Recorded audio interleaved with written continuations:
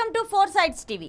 Nalgonda, Khammam, Warangal MLC పట్టభద్రుల ఉప ఎన్నికలలో తనకు మొదటి ప్రాధాన్యత ఓటు వేసి గెలిపించాలని గ్రాడ్యుయేట్ ఓటర్లను బీజేపీ ఎమ్మెల్సీ అభ్యర్థి గుజ్జుల ప్రేమందర్ రెడ్డి కోరారు. దేశం కోసం, ధర్మం కోసం యువత మొత్తం మోడీ పాలన కోరుకుంటున్నారని, పట్టభద్రుల సమస్యల పరిష్కారం కోసం తాను కృషి చేస్తానని అన్నారు.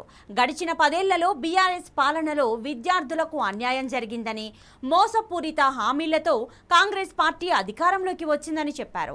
గ్రాడ్యుయేట్ ఎమ్మెల్సీ ఎన్నికలకు సంబంధించిన మరింత సమాచారం మా ప్రతినిధి గోవింద్ అందిస్తారు.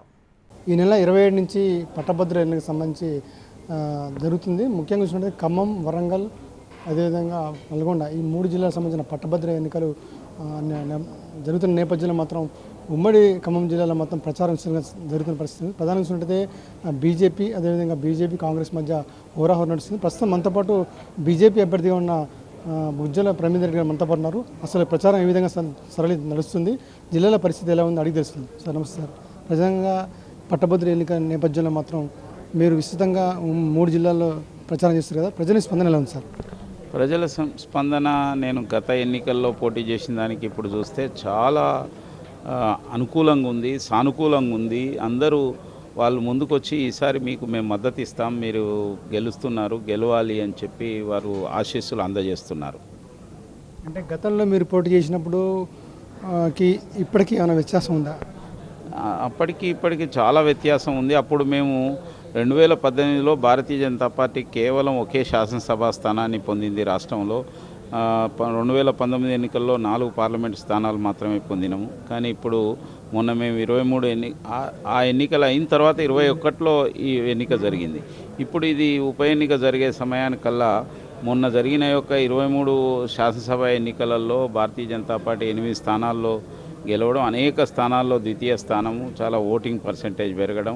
అదేవిధంగా మొన్న జరిగిన యొక్క పార్లమెంట్ ఎన్నికల్లో భారతీయ జనతా పార్టీ రాష్ట్రంలో అత్యధిక స్థానాలు, కనీసం 12 స్థానాలు గెలిచే అవకాశం ఉన్నదని చెప్పి మరి సర్వేలు, విశ్లేషకులు అందరూ తెలియజేస్తున్న యొక్క సందర్భంగా అనేక మంది కొత్త వాళ్ళు పార్టీలో చేరడం, పార్టీలో అభిమానులు, మేధావులు, ఉద్యోగులు, రిటైర్డ్ ఉద్యోగులు కూడా చేరారు. అదేవిధంగా దళిత వర్గాలు, మహిళలు, రైతులు, యువత పెద్ద ఎత్తున చేరడం వలన ఇప్పుడు పార్టీ విస్తరించింది.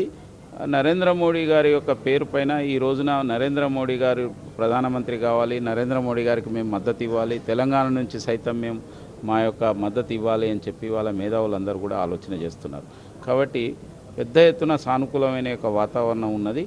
ఇప్పుడు భారతీయ జనతా పార్టీ ఎట్లయితే పార్లమెంట్ ఎన్నికల్లో అత్యధికమైన యొక్క స్థానాలు గెలవబోతున్నదో, ఈ యొక్క వరంగల్, ఖమ్మం, నల్గొండ పట్టభద్రుల నియోజకవర్గం నుంచి కూడా మద్దతు పెద్ద ఎత్తున లభిస్తున్నది. తప్పక మంచి మెజార్టీతోని ఈ యొక్క స్థానంలో విజయం సాధిస్తామని చెప్పే సంపూర్ణ విశ్వాసం నాకుంది. గతంలో చూసినట్టయితే ఈ పట్టభద్రుల ఎన్నికల్లో తీర్మానం మల్లన్న పోటీ చేశాడు, అదేవిధంగా రాకేష్ రెడ్డి కూడా బీఆర్ఎస్ పోటీ చేస్తుంది. కానీ ఈ ఇద్దరు ఇంతకుముందు బీజేపీలో ఉన్నారు కదా, మరి వీళ్ళిద్దరిని ఎలా ఢీకొంటారు మీరు? వాళ్ళకి అది మైనస్ పాయింట్.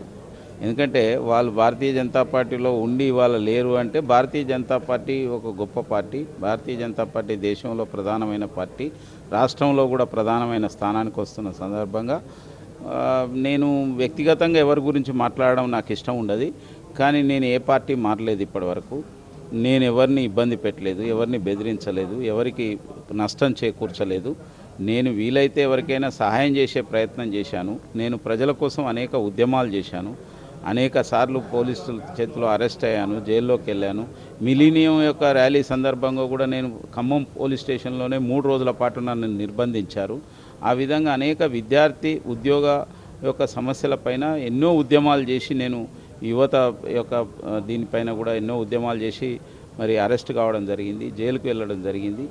కాబట్టి ఆ యొక్క మిగతా అభ్యర్థుల విషయంలో నాకు ఎటువంటి యొక్క ఇబ్బంది కూడా లేదు. ఎందుకంటే ఈ రోజునున్న పరిస్థితిలో వాళ్ళందరికంటే నేను ముందున్నానని చెప్పి నేను భావిస్తున్నాను. నేను అనేక విషయాలలో నేను చాలా మెరుగైన యొక్క స్థితిలో ఉన్నానని చెప్పి నేను భావిస్తున్నాను. అంటే గతంలో టీఆర్ఎస్ పార్టీ నుంచి అనేక విమర్శలు ఎదుర్కొని స్టేషన్లకు వెళ్ళిన తీర్మానం వలన ఒకనొకప్పుడు బీజేపీ పార్టీ ఆదుకుంది. కానీ ఇప్పుడు అట్లాంటి విశ్వాసం ఉందంటారా?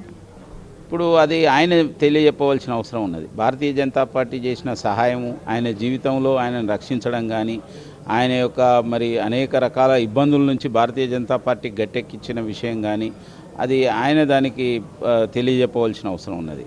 కాబట్టి ఈరోజు భారతీయ జనతా పార్టీ ఎవరికైనా కష్టాలు ఉన్న వాళ్ళని ఆదుకుంటుంది, సహాయం చేస్తుంది. ఆ తర్వాత వాళ్ళ యొక్క విశ్వాసాన్ని ఏ విధంగా చూపుతారనేది అది వారికి సంబంధించిన విషయం తప్పితే మాకు సంబంధించిన విషయం కాదు. ఇలా లక్షలాది మంది, కోట్లాది మంది మరి సభ్యులు కలిగిన పార్టీ భారతీయ జనతా పార్టీ. తెలంగాణ రాష్ట్రంలో ఒక ప్రధానమైన స్థితికి వెళ్తున్నామంటే మా అటువంటి వైఖరి కారణంగానే మేము వెళ్తున్నాం. మేము ఎలాంటి ఒక రిటర్న్ విషయాలు ఆలోచించకుండా నిస్వార్థంగా సేవ చేయడమే భారతీయ జనతా పార్టీ చేస్తున్న పని. అటువంటి బీజేపీ కార్యకర్తగా నేను కూడా అనేక మంది ప్రజలతో కూడా అదేవిధంగా మమేకమై ఉన్నాను. అంటే రాకేష్ రెడ్డి ఇప్పుడు ప్రధానంగా బీజేపీ నుంచి బీఆర్ఎస్కి వెళ్తారా? మరి బీఆర్ఎస్ బీజేపీ ఒకటే అంటారు, అది నిజమేనా? బీఆర్ఎస్ పార్టీ గురించి నేను మాట్లాడవలసిన అవసరం లేదు. ఎందుకంటే బీఆర్ఎస్ పార్టీ ఈ రోజున తెలంగాణ చిత్రపటాన్ని నుంచి కనుమరుగయ్యే ఒక స్థితిలో ఉన్నది. ఇటువంటి స్థితిలో నేను మాట్లాడవలసిన అవసరం లేదు. బీఆర్ఎస్లో ఉన్న యొక్క అనేక మంది అభిమానులు కానీ, కార్యకర్తలు కానీ, బీఆర్ఎస్కి సంబంధించిన నాయకులు కానీ ఈ రోజున వాళ్ళు భారతీయ జనతా పార్టీ వైపు వస్తున్నారు. వాళ్ళందరినీ మేము ఆహ్వానిస్తున్నాం. వారు బీజేపీకి ఓటేస్తున్నారు. ఈ యొక్క పార్లమెంట్ ఎన్నికలు, ఈ యొక్క శాసన మండలి ఎన్నికల తర్వాత బీఆర్ఎస్ పార్టీ మరింతగా అది కుంచుకపోవడం ఖాయం. కాబట్టి ఈ రోజునున్న యొక్క పోటీ ప్రధానంగా బీజేపీ వర్సెస్ కాంగ్రెసే ఉన్నదని చెప్పి మేము భావిస్తున్నాం. సార్, గతంలో 10 సంవత్సరాల నుంచి కూడా విద్యార్థులకు ఎటువంటి ఉద్యోగాలు లేక బీఆర్ఎస్ ప్రభుత్వం అన్యాయిస్తుందని, రాబోయే రోజుల్లో ఈ పట్టభద్రుల ఎన్నికల్లో కూడా మరి బీజేపీ ఏ విధంగా ఆదుకుంటుంది విద్యార్థుల కోసం?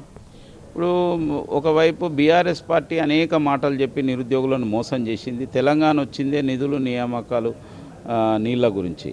కానీ వీటి అన్నిటి విషయంలో కూడా బీఆర్ఎస్ తెలంగాణ యువతకు, తెలంగాణ యొక్క నిరుద్యోగులకు, ఉద్యోగులకు, తెలంగాణ ప్రజలకు మోసం చేసింది. కాబట్టి ఇవాళ బీఆర్ఎస్ ఇంతగా ఓటమి చెందిన యొక్క పరిస్థితి కనిపిస్తున్నది. అదేవిధంగా కాంగ్రెస్ పార్టీ కూడా అనతి కాలంలోనే అనేక మాటలు చెప్పి అధికారంలోకి వచ్చిన తర్వాత కొద్ది రోజుల్లోనే ఇవాళ విశ్వాసాన్ని కోల్పోయిందనేది కనిపిస్తున్నది. ఇవాళ ఒక ప్రజల విశ్వసనీయతను కోల్పోయింది. అంటే ఏదో గట్టెక్కడానికి, అధికారం సంపాదించడం కోసం ఏ మాట ఆ మాట మాట్లాడింది తప్పితే వాటిని నెరవేర్చలేని స్థితిలో ఉన్నారనే తేలిపోతుంది. ఆ సాకును ఇంకెవరి మీదనో చేర్చే ప్రయత్నం చేస్తుంది. ఉదాహరణకు అది ఏదైతే 500 రూపాయలు బోనస్ ఇస్తామని చెప్పి ఆ రోజు ఏ క్లారిఫికేషన్ చెప్పలేదు. ఇవాళ రాష్ట్రంలో 90% దొడ్డువడ్లే పండిస్తారు రైతులు. మరి దొడ్డువడ్ల కాకుండా సన్నవడ్లకు ఇస్తానంటే ఇది పూర్తిగా ఎత్తేయడమే కదా, ఇది మోసమే కదా, ఇది అబద్ధమే కదా. ఇటువంటి గ్యారెంటీ మాటలు మాట్లాడిన ఒక కాంగ్రెస్ పార్టీకి ప్రజలు బుద్ధి చెప్పాలి. పట్టభద్రులు రైతు బిడ్డలు ఎంతోమంది ఉన్నారు. నేను కూడా రైతు బిడ్డనే. అట్లా ఎంతోమంది ఉన్నారు. కాబట్టి ఇది దాని మీద ప్రభావం చూపదని కాదు. ఇటువంటి అబద్ధాలు మాట్లాడే యొక్క కాంగ్రెస్ పార్టీకి బుద్ధి చెప్పడానికి పట్టభద్రులందరూ కూడా సిద్ధంగా ఉన్నారు. చివరిగా మీరు నల్లగొండ, ఖమ్మం, వరంగల్కి పట్టభద్రుల ఓటర్కి ఏం చెప్తారు మీరు? నేను ఈ యొక్క వరంగల్, ఖమ్మం, నల్గొండ పట్టభద్రులకు, విద్యావంతులకు, మేధావులకు, న్యాయవాదులకు, డాక్టర్లకు, మరి ఉపాధ్యాయులకు, రిటైర్డ్ ఎంప్లాయీస్కు, ఉద్యోగులకు, మరి ప్రైవేట్ ఎంప్లాయీస్కు, నిరుద్యోగులకు అందరికీ నేను సవినయంగా మనవి చేస్తున్నాను. ఈ ప్రాంతంలో ఎలాంటి ప్రతినిధి లేనప్పుడే భారతీయ జనతా పార్టీ ఈ ప్రాంత ప్రజల కోసం, అభివృద్ధి కోసం తీవ్రంగా కృషి చేసింది. నరేంద్ర మోడీ గారు ఈ ప్రాంతంలో అనేక డెవలప్మెంట్ యాక్టివిటీ చేపట్టారు. నేషనల్ హైవేస్ కావచ్చు, రైల్వే స్టేషన్స్ కావచ్చు, పేద ప్రజలకు ఇచ్చే యొక్క రేషన్ విషయం కావచ్చు, రైతులకు కిసాన్ సన్మాన్ కింద కావచ్చు, కరోనా వచ్చినప్పుడు ఫ్రీ వ్యాక్సిన్ కావచ్చు. అంటే ఇక్కడ గెలిచామా ఓడామా అని కాకుండా సేవ చేయడం జరిగింది. కాబట్టి ఇప్పుడున్న పరిస్థితుల్లో మరోసారి ఏ విధంగానైనా ప్రధానమంత్రి నరేంద్ర మోడీ గారు మరోసారి ప్రధానమంత్రి అవుతారని దేశ ప్రజలందరూ విశ్వసిస్తున్నారు. ఇటువంటి సమయంలో భారతీయ జనతా పార్టీ అభ్యర్థిగా నాకు కనుక అవకాశం ఇస్తే ఇక్కడ మేధావులందరూ, విద్యావంతులందరూ నరేంద్ర మోడీ గారికి మద్దతు ఇస్తున్నారనే సంకేతం వెళ్తుంది. దానివల్ల ఈ ప్రాంతానికి ఇక్కడ ఉన్న యొక్క అనేక సమస్యలు పరిష్కరించే అవకాశం ఉంటుంది. అదేవిధంగా ఈ ప్రాంతంలోని యొక్క విద్యార్థి యువజనులకు, నిరుద్యోగులకు, ఉద్యోగులకు తప్పక ఈ దేశంలో జరిగే యొక్క అభివృద్ధి ఫలాలను ఇక్కడ కూడా వచ్చే విధంగా, ఈ ప్రాంతంలో కూడా ఉపాధి అవకాశాలు పెరిగే విధంగా, వాళ్ళకు శిక్షణ వసతులు పెరిగే విధంగా నా వంతు యొక్క ప్రయత్నం చేస్తాను. ముఖ్యంగా ఏదైతే GO 46ను రద్దు చేయడం విషయంలో నేను ప్రభుత్వం పైన ఒత్తిడి తీసుకొస్తాను. 3-1 GO కానీ, మరి పెన్షనర్స్ యొక్క సమస్యలు కానీ, ఉద్యోగుల సమస్యలు కానీ, నిరుద్యోగ సమస్యల విషయం కానీ నేను వారి గొంతుగా పనిచేస్తాను, ప్రశ్నించే గొంతుగా పనిచేస్తాను. కాంగ్రెస్ పార్టీకి ఈ సీటు గెలిస్తే కొత్తగా వచ్చేది లేదు, ఓడిపోతే పోయేది లేదు. కాబట్టి అదేవిధంగా బీఆర్ఎస్ అయితే అది రిలవెంట్గా ఉన్నది. ఇటువంటి పరిస్థితుల్లో బీజేపీ కనుక ఇక్కడ అభ్యర్థిగా కనుక నన్ను గెలిపిస్తే ఇన్ని సంవత్సరాల నుంచి మీ బిడ్డగా ఈ ప్రాంతంలో నేను ఎంతో సంవత్సరాల నుంచి విద్యార్థి యువజన యొక్క సమస్యలపైన పోరాటం చేస్తున్న వ్యక్తిగా నాకు గనుక అవకాశం ఇస్తే మిమ్మలను మీకు పూర్తిగా అండగా ఉంటానని మీకు సేవ చేస్తానని ఆ అవకాశం నాకు కల్పించమని నేను సవినయంగా మనవి చేస్తున్నాను.